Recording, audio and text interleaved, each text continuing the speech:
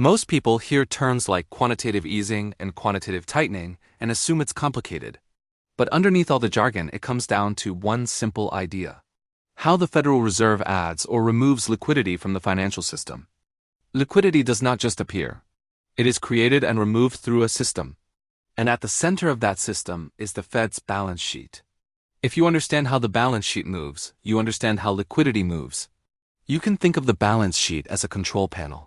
When it expands, liquidity is added into the system. When it contracts, liquidity is taken out.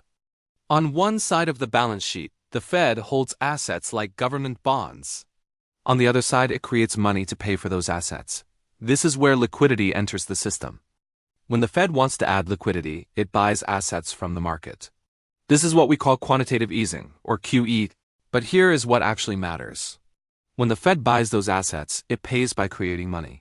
That money enters the financial system, increasing the amount of liquidity available. That liquidity does not just sit there. It flows through banks, through institutions, and eventually into financial markets. When liquidity is flowing, conditions become easier. Credit expands, risk-taking increases, and asset prices tend to rise, not just because fundamentals improved, but because more money is chasing returns. When the Fed wants to remove liquidity, it does the opposite. It reduces its balance sheet. This process is known as quantitative tightening, or QT. As assets are allowed to mature or are sold back into the market, money is pulled out of the system. Liquidity contracts. The flow slows down. When liquidity is being removed, conditions tighten. Credit becomes less available. Risk appetite falls. Markets begin to lose support, even if the broader economy has not changed much.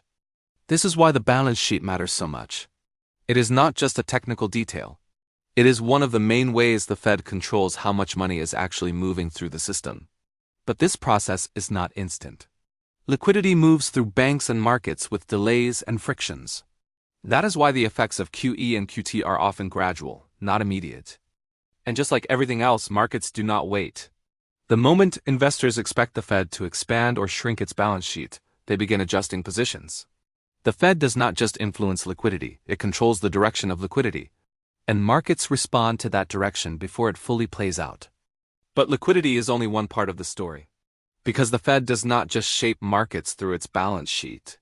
It also does it through the price of money itself. In the next video, we break down exactly that.